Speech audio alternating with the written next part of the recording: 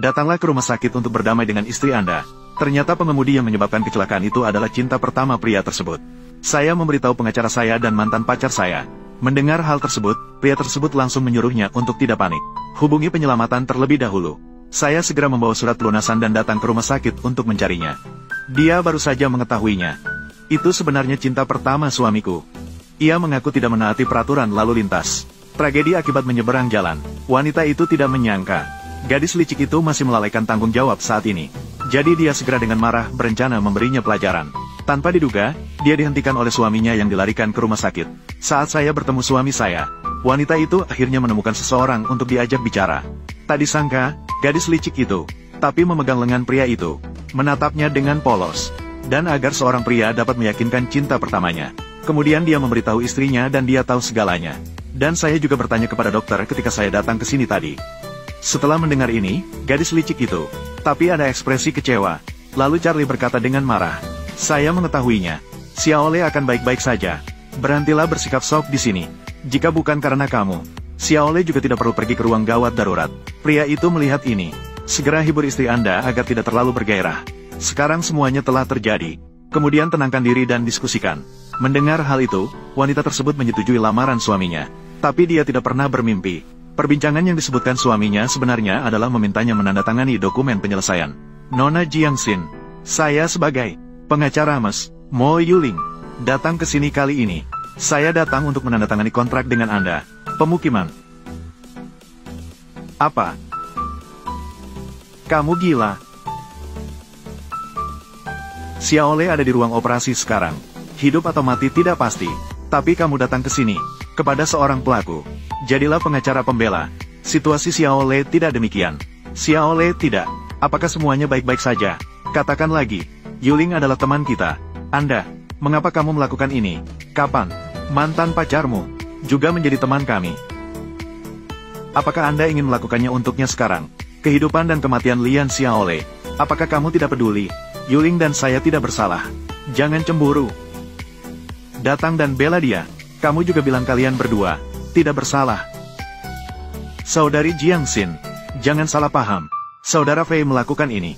Saya juga ingin melakukannya sesegera mungkin. Menyelesaikan masalah ini. Rekonsiliasi. Baik untuk Anda dan saya. Baiklah. Saya tahu Anda mengkhawatirkan Xiaole. Tapi Anda sudah cukup mengalami masalah, bukan? Kamu membuat masalah sekarang. Tidak baik untuk siapapun.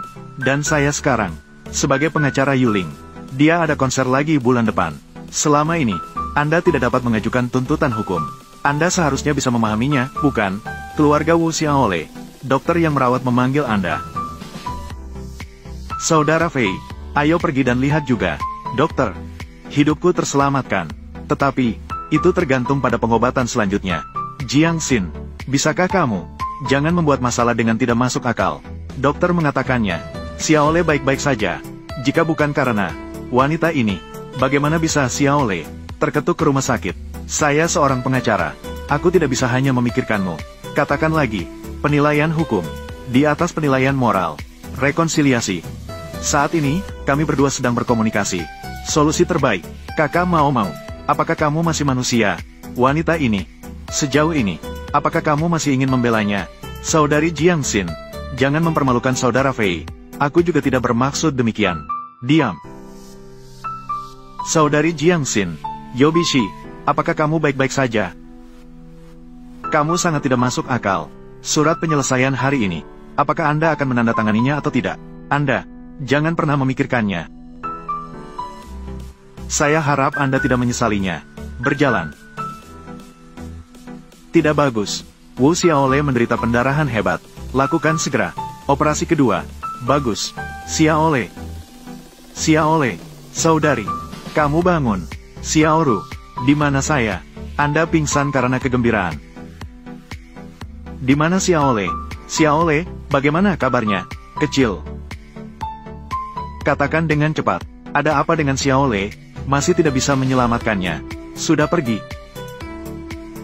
Saudara Fei, apakah tidak apa-apa jika kamu tidak kembali? Dia tahu cara menggunakan anak-anak untuk menggertak orang. Seorang ibu rumah tangga, tidak mengerti apapun. Tidak seperti kamu. Sangat mandiri, menghadapi apapun. Setiap orang memiliki pendapatnya masing-masing. Kakak Fei, jangan katakan itu. Saudari Jiang Xin mengkhawatirkan Xiaole. Kakak mau menemui hal seperti itu. Kakak mau semua orang khawatir. Tapi kenapa dia melakukannya? Tidak bisa seperti kamu. Sister mau lebih bijaksana.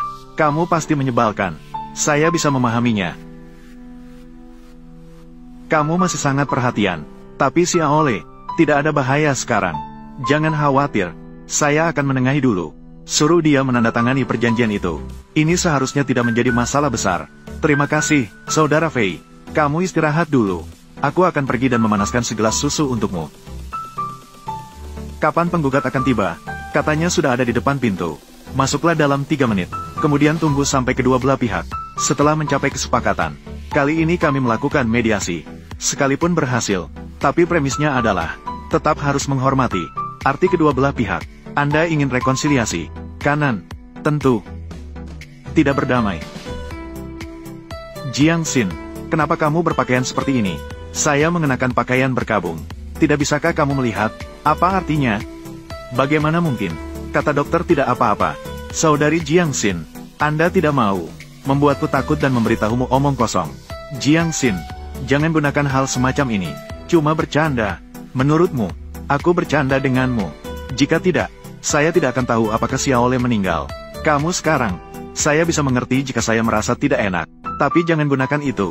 Cara ini untuk memaksa Yuling. Orang-orang saat ini datang dengan keikhlasan. Jika Anda memiliki syarat apapun, sebutkan saja. Sungguh ketulusan. Itu rayuan. Ketulusan suami orang lain. Saudara Fei, apakah Anda sudah cukup mengalami kesulitan? Saya tidak mengizinkannya. Jika kamu memanfaatkan Xiaole lagi, dia akan mati. Untuk mendapatkan simpati. Saya hari ini, tanyakan saja hal terakhir padamu. Apakah Anda setuju atau tidak untuk berdamai? Duka. Sangat membuka. Karena salah satu pihak menolak melakukan mediasi. Kalau begitu mari kita mediasi kali ini. Itulah akhirnya. Tunggu sebentar. Saya akan segera mengurusnya. Tunggu sebentar. Kakak mau. Saudari Jiang Xin, gunakan anak Mao Jie untuk mengikat seorang pria. Ini adalah cara yang paling rendah. Dia adalah hidupku. Konyol. Wu Fei sudah lama berhenti mencintaimu. Kalau bukan karena Xiaole, apakah kamu benar-benar berpikir dia bisa mentolerirmu begitu lama? Sejujurnya, aku benar-benar merasa kasihan padamu. Bahkan jika Xiaole mengalami kecelakaan, dia tetap memilih memihakku. Diam. Anda tidak memenuhi syarat sama sekali. Ti Xiaole, Jiang Xin, apakah kamu seorang yang cerdik? Saudara Fei, jangan katakan itu pada saudari Jiang Xin. Saudari Jiang Xin sedang dalam suasana hati yang buruk. Biarkan saja dia melampiaskannya. Semakin Anda salah pada diri sendiri seperti ini, dia menjadi semakin serius. Jadi bagaimana jika aku memukulnya? Dia membunuh anakku. Aku akan membunuhnya sekarang. Apakah Anda sudah cukup mengalami kesulitan? Lalu buka matamu lebar-lebar. Terlihat jelas. Saudara Fei, saya pikir Suster Meixin, tekanannya mungkin terlalu besar. Anda sebaiknya memberinya nasihat. Jiang Xin. Sesuatu. Tidak ada apa-apa. Saudari Jiang Xin sangat marah. Dia mengambil sesuatu secara acak. Buang saja, saudari. Xiaoru, Anda datang tepat pada waktunya. Tolong beritahu adikmu secepatnya.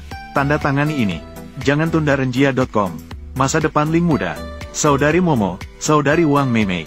Kakak Yu, kamu membiarkan adikku. Maafkan pembunuh ini. Kakak mau. Kenapa kamu malah jadi seperti itu? Adik cantik tidak masuk akal. Kakak mau. Kataku Tianfu. Rekonsiliasi adalah untuk kedua belah pihak. Solusi terbaik saat ini. Anda, Xiaoru, jangan beritahu dia lagi. Non-dividen fundamental lainnya. Ayah Xiaole. Wu Fei, perjanjian pernikahan. Aku akan membiarkan Rou memberikannya padamu. Mulai sekarang. Kamu dan Xiaole, tidak masalah. Perceraian. Tidak, apakah kamu sudah cukup membuat masalah?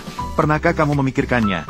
Jika Xiaole ada di sini, tumbuh dalam keluarga orang tua tunggal, tubuh dan pikirannya, semua orang akan terluka. Di samping itu, teman-teman saya di profesi hukum. Apa pendapatmu tentang aku? Xiaole, tidak lebih. Kesempatan untuk tumbuh dewasa. Xiaole benar-benar mati. Lebih baik mati. Hanya orang mati yang tidak dapat berbicara. Saudari Jiang Xin, Saya tidak punya arti lain. Saya hanya ingin datang dan melihat. Apakah ada yang bisa saya lakukan untuk membantu? Oke. Apakah kamu baik-baik saja?